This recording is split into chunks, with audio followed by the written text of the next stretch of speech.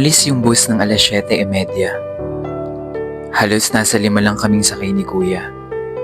Kaya tahimik, payapa, at kasabay ng banayad na pagtakbo ay ang pagsagi sa isip ko na yung parting malungkot pala sa pag-iisa ay yung ginagawa mo yung mga bagay na alam mong mas masaya kung may kasama. Yung mas masaya sigurong manood ng pelikula kung may katabi ka. Yung mas masarap sigurong kumain kapag may kasalo ka.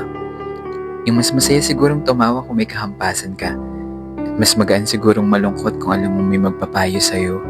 Kalinga lang kasi yung kayang ibigay ng unan at ng kumot. Hoy, hindi naman ako malungkot.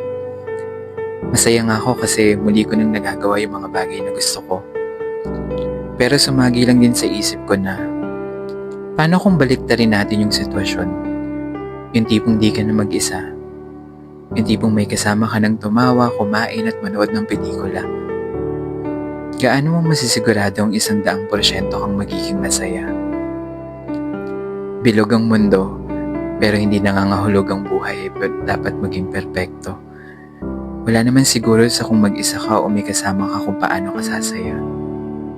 Pero ano nga ba yung konsepto ng masaya? Yung tipong kontento ka kung nasan ka? O yun bang nakakatawa ka kahit may bitbit ka? Alam mo, habang tumatanda tayo, mas nagiging malalim yung kahulugan ng saya. Kaya kung minsan mas nahihirapan tayong unawain at intindihin yung bagay na alam nating dapat simple lang naman eh.